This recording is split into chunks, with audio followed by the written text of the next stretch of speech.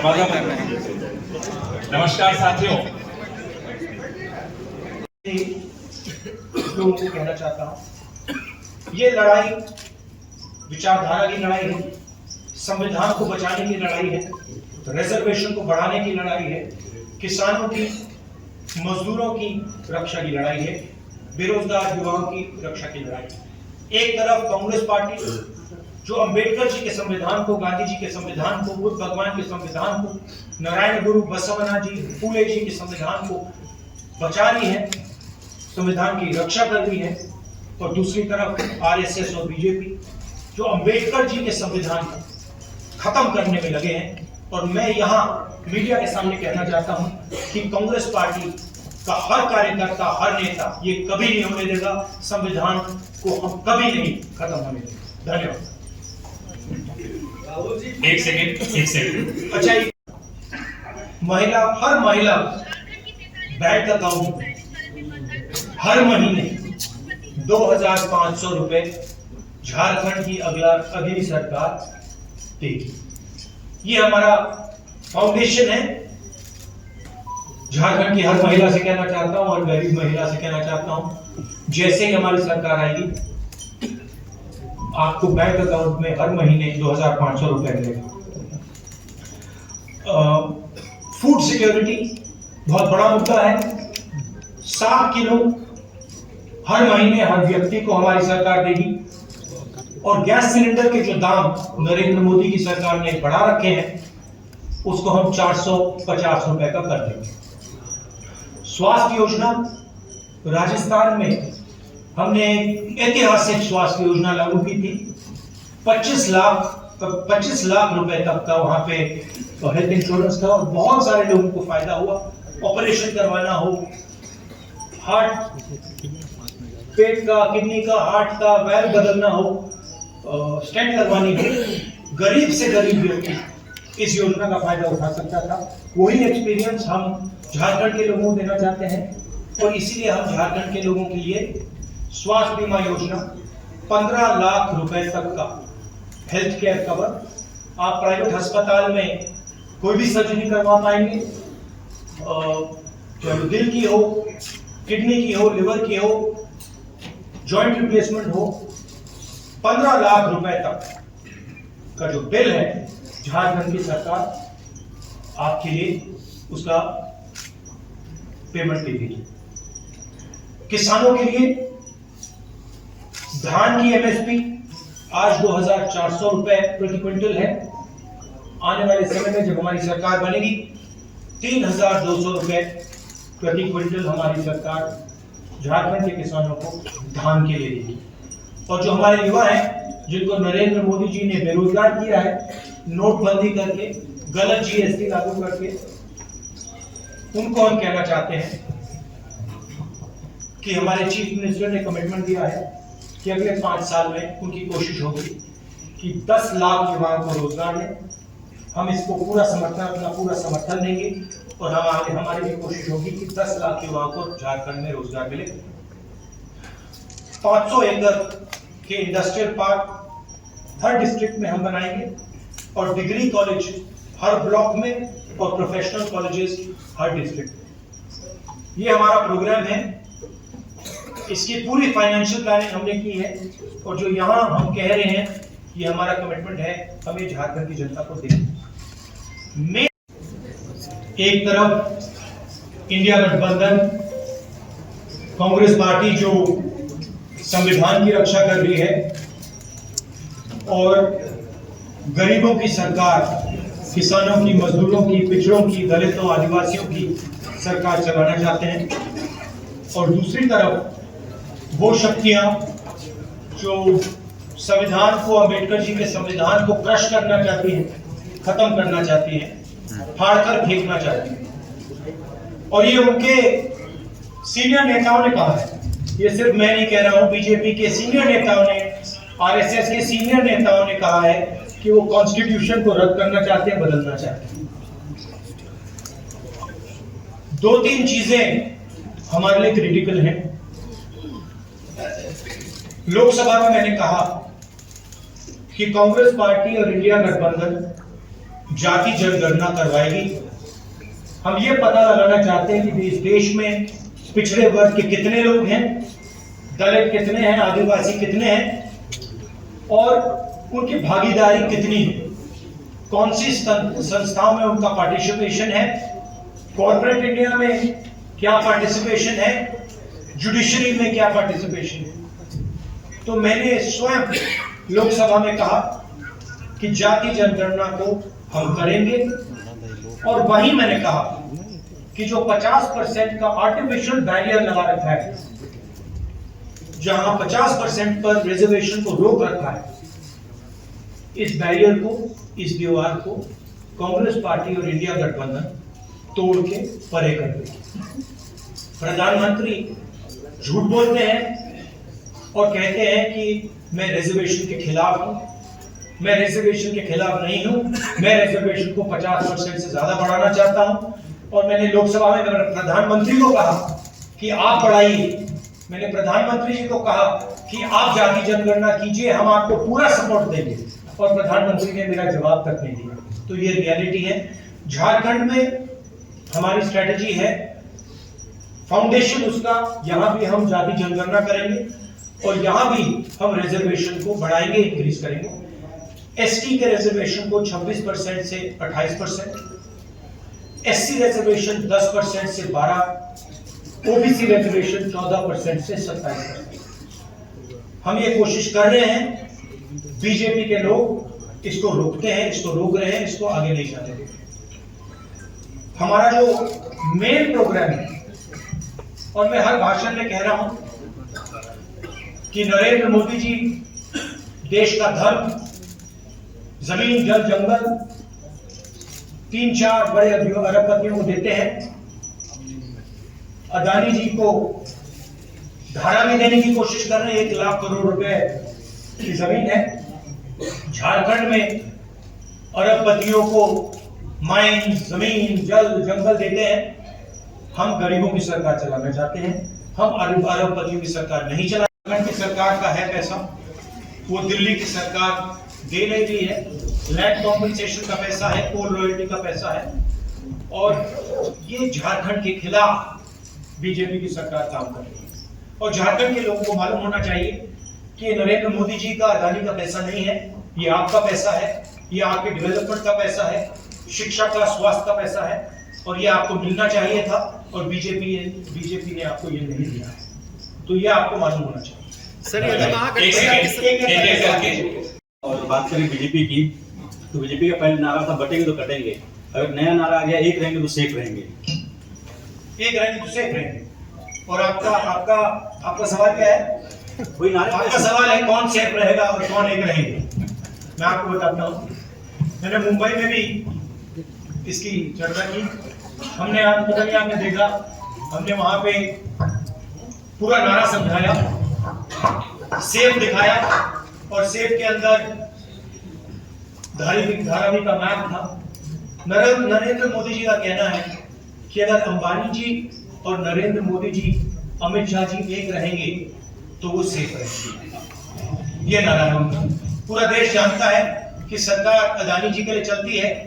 आपकी जमीन, आपका जल, आपका जंगल, आपके एयरपोर्ट, आपके पोर्ट, ये सारे के सारे नरेंद्र मोदी जी अदानी को देते हैं।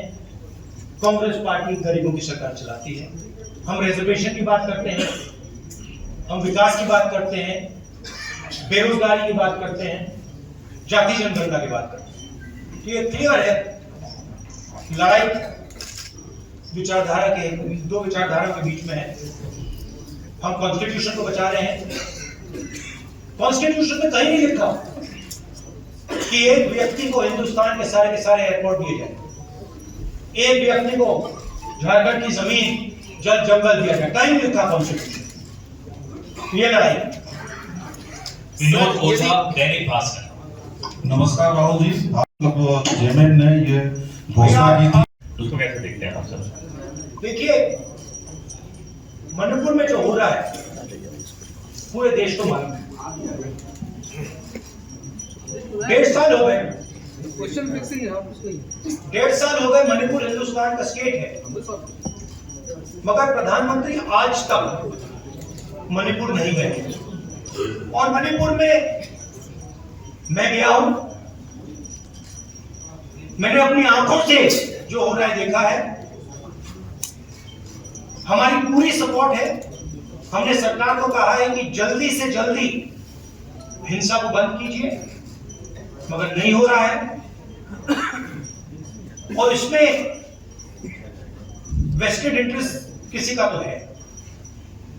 होम मिनिस्टर जी को अपना काम करना चाहिए, मगर किसी न किसी कारण होम मिनिस्टर अपने काम में इंटरेस्ट नहीं ले रहे। मगर जो मणिपुर में हो रहा है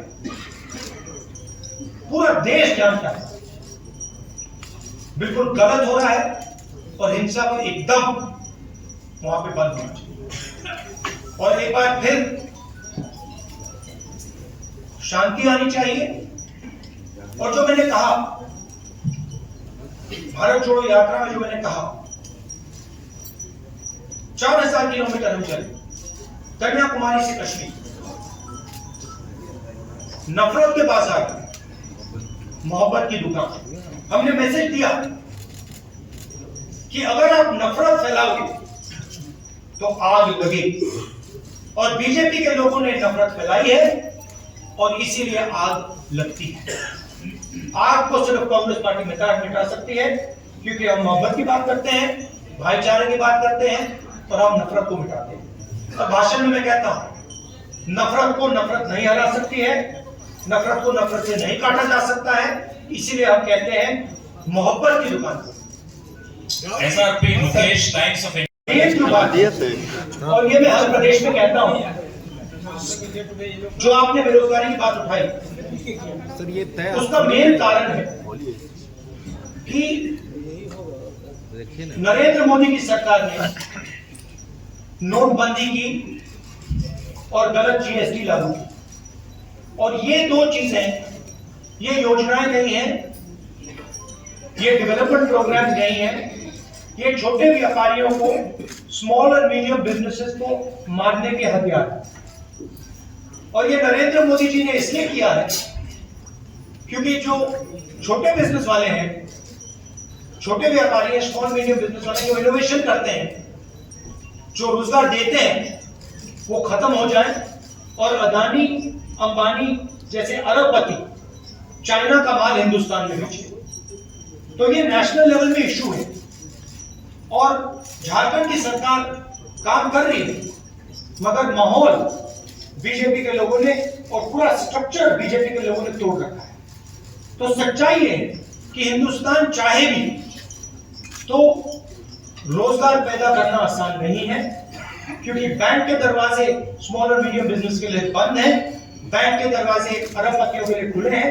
1 लाख करोड़ रुपया, 16 लाख करोड़ रुपया अरबपतियों का कर्जा माफ हुआ है, छोटे व्यापारियों का, किसान का 1 रुपया कर्जा माफ नहीं हुआ है। तो इसका मेन कारण ये है। मगर हमारे जो चीफ मिनिस्टर झारखंड के पूरा दम लगा के काम कर रहे हैं, और हमारा पूरा वादा किया था कि 5 लाख युवाओं को नौकरी हर साल देंगे। लेकिन इस मामले में, और मामले में उन्होंने काफी काम किया है, इसमें दो मत नहीं है, लेकिन इस मामले में वो बिल्कुल ही पीछे कर, जबकि 5 साल का ये नहीं कहूंगा कि बिल्कुल पीछे रह गए हैं, काम हुआ है, मगर अगले 5 साल में एक्सेलरेटेड तरीके से काम होगा। हमारी सरकार, सब लोग जानते हैं कि जो बीजेपी की सोच है वो आदिवासियों के खिलाफ सोच है। झारखंड के चीफ मिनिस्टर बीजेपी ने अरेस्ट किया है। झारखंड के चीफ मिनिस्टर को डराने की कोशिश की है, धमकाने की कोशिश की है, फॉल्स एलिगेशंस लगाए गए हैं, और झारखंड के चीफ मिनिस्टर पीछे नहीं हटे, और उनसे ये इसीलिए किया जा रहा है क्योंकि वो आदिवासी है। अंकित Mishra, PTI। Do you have any blueprint if you do a caste census? How will What's the question? आप कास्ट सेंसस की बात कर रहे हैं, बीजेपी कहती है कि कांग्रेस के पास कोई ब्लूप्रिंट नहीं है, अगर कास्ट सेंसस हो भी जाए कि कैसे रिजर्वेशंस उसको बढ़ाएगा। Do you have any blueprint for that? So first of all,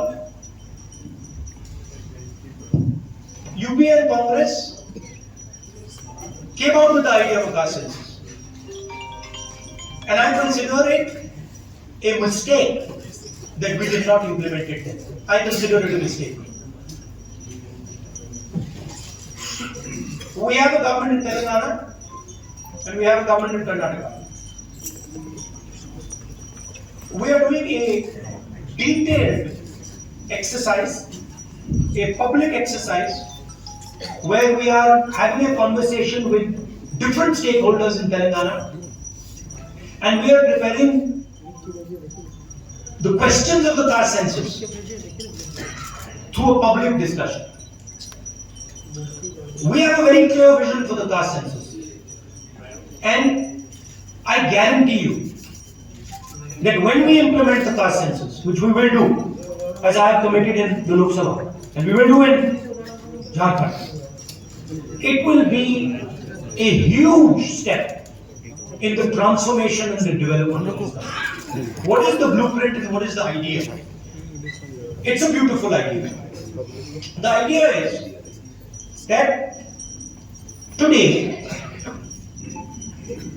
50%, approximately 50% of our population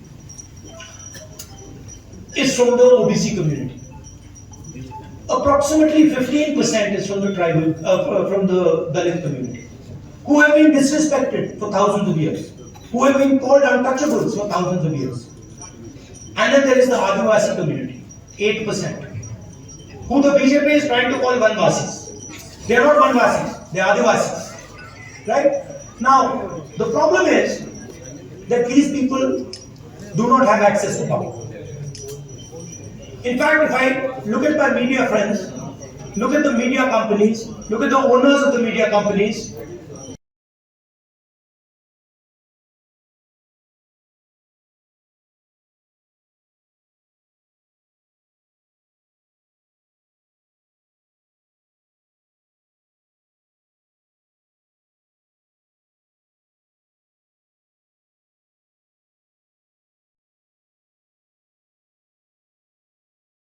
of these communities.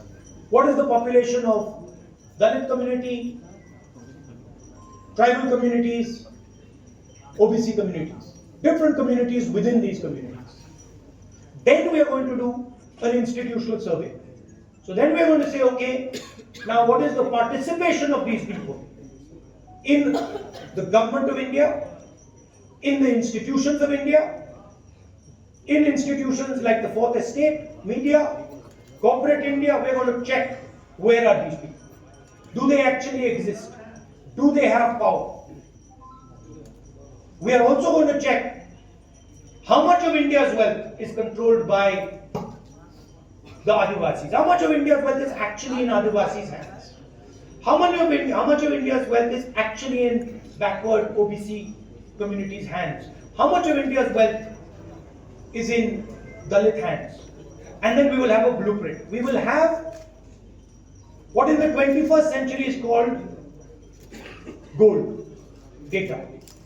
We will have the data with which to make accurate, precise decisions. We will know that when 16 lakh crores are forgiven for 25 businessmen, that is money that has come from GST, that there is not a single OBC, not a single Dalit, not a single tribal person who got that money. This will become transparent, clear, it will be beautiful. हमारी बात अंग्रेजी में बोलिए, नहीं देखिए, इन्होंने हमसे पूछा कि जाति जनगणना का ब्लूप्रिंट क्या है, तो मैं बताना चाहता हूँ। देखिए, तेलंगाना में और कर्नाटक में हमारी सरकार है और वहां पे हम जाति जनगणना के कॉन्सेप्ट को डेवलप कर रहे हैं। तेलंगाना में हम जनता के साथ डिस्कशन करके जो हमारे कास्ट सेंसस में सवाल जाएंगे वो सवाल हम डेवलप कर रहे हैं और बहुत बेहतरीन सजेशंस आ रहे हैं, जनता से आ रहे हैं और हम लाखों लोग से डिस्कशन कर रहे हैं। जाति जनगणना का आइडिया मैं आपको बताना चाहता हूं, झारखंड के युवाओं को बताना चाहता हूं। देखिए, हिंदुस्तान में कम से कम 50% पिछड़े वर्ग के लोग हैं। कोई जानता नहीं कितने हैं। और जो पिछड़े वर्ग के युवा हैं, मैं आपसे बात कर रहा हूं, आपकी आबादी कोई जानता नहीं है, आपकी भागीदारी भी कोई जानता नहीं है। दलित 15% है, आपकी आबादी लोग जानते हैं, मगर आपकी भागीदारी कोई नहीं जानता। आपका पार्टिसिपेशन कितना है, पावर स्ट्रक्चर में आप कितने लोग हो, कोई नहीं जानता। आदिवासी 8%, बीजेपी आपको वनवासी कहती है, इंसल्ट, अपमान है आपका। आप 8% आपकी आबादी, भागीदारी कोई नहीं जानता। मगर जब मैं मीडिया के मित्रों को देखता हूं, कॉर्पोरेट इंडिया को देखता हूं, जुडिशरी को देखता हूं, प्राइवेट अस्पताल, प्राइवेट यूनिवर्सिटी, प्राइवेट कॉलेजेस, इनके मालिकों की लिस्ट देखता हूं, मुझे ना कोई आदिवासी दिखता है, ना कोई दलित दिखता है, ना कोई पिछड़े वर्ग का।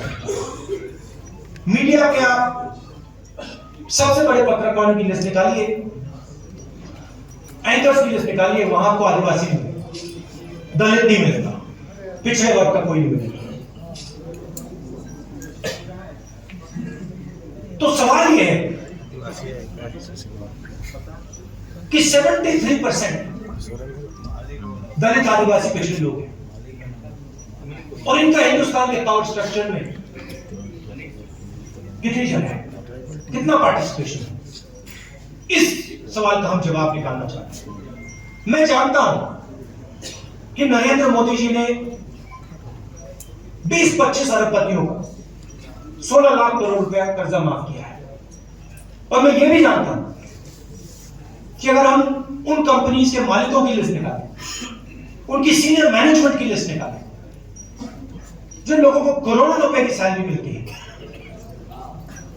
उस लिस्ट में आपको एक दलित नहीं मिलेगा, एक आदिवासी नहीं मिलेगा, एक पिछड़ा वर्ग का व्यक्ति नहीं मिलेगा। मतलब हिंदुस्तान का उसमें रिप्रेजेंटेशन है ही नहीं। इसलिए हम जाति जनगणना की बात कर रहे हैं। इसलिए मैंने पार्लियामेंट हाउस में प्रधानमंत्री के सामने कहा कि देखिए हम करेंगे, हम पता लगाना चाहते हैं कि 73% के पास कितनी भागीदारी है, कहां है ये लोग। मनरेगा की लिस्ट में मिलते हैं, मजदूरों की लिस्ट में मिलते हैं, लाइन लगी हुई। हम पता लगाना चाहते हैं हिंदुस्तान के पावर स्ट्रक्चर में कहां है जाति जनगणना का ये कॉन्सेप्ट, और ये क्रांतिकारी कॉन्सेप्ट है। इससे हिंदुस्तान की राजनीति हमेशा के लिए बदल जाएगी। क्यों बदलेगी? क्योंकि 21वीं सदी डेटा की सेंचुरी है। डेटा जो 20वीं सेंचुरी में तेल काम करता था, उसको ब्लैक गोल्ड कहते थे, अब डेटा वो काम करेगा। ये सोने से भी मतलब कीमती चीज है। हम देश का डेटा निकालना चाहते हैं, हम पता लगाना चाहते हैं। आपका अच्छा सवाल है। देखिए, एक चीज होती है ड्यू प्रोसेस, ठीक है। ड्यू प्रोसेस को फॉलो करना और ड्यू प्रोसेस को तोड़ना दो अलग चीजें हैं। मुंबई एयरपोर्ट जिसका था, उस पर सीबीआई की इंक्वायरी होती है,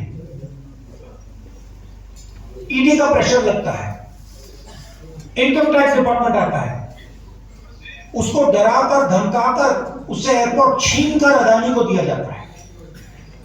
हिंदुस्तान के जो बाकी एयरपोर्ट्स हैं, दूसरे बिजनेसेस को कहा जाता है कि तुम टेंडर नहीं करोगे, उनको परे कर दिया जाता है। ये लोग आते हैं हमारे पास, हमें बताते हैं, एयरपोर्ट दे दिए, पोर्ट्स दे दिए, धारावी 1 लाख करोड़ रुपए की जमीन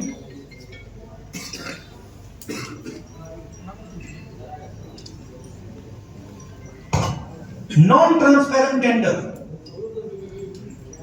मैंग्रोव की जमीन जिससे पूरी मुंबई को नुकसान होगा, वो आप ले रहे हो, क्वायर कर रहे हो। धारावी के लोगों ने पूछा ही नहीं आपने, उनको धमका के डरा के निकाल रहे हो।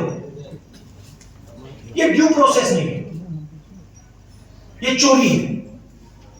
हम ड्यू प्रोसेस के खिलाफ नहीं हैं और हम ये भी एक्सेप्ट करते हैं कि हिंदुस्तान में बड़े बिजनेसेस हैं और उनकी जगह है। अदानी, अंबानी, टाटा, बिरला, इनकी जगह है, मगर हम ये नहीं एक्सेप्ट करेंगे कि सिर्फ इनकी जगह होगी। और हम ये बिल्कुल नहीं एक्सेप्ट करेंगे कि एक अरबपति को हिंदुस्तान का पूरा धन चोरी करके पकड़ा जाए। तो आप ड्यू प्रोसेस, ठीक है, जो ड्यू प्रोसेस है उसके हम खिलाफ हैं, मगर फेक प्रोसेस, धमकी, सीबीआई, ईडी, सरकार के एमएलए को, अदानी जी कहते हैं, वो महाराष्ट्र में कहा जाता है कि राजनीतिक मीटिंग में जहां निर्णय लिया जा रहा था, महाराष्ट्र को गिराने का निर्णय लिया जा रहा था, उस मीटिंग में अमित शाह बैठे थे, उस मीटिंग में अदानी बैठा था। क्यों?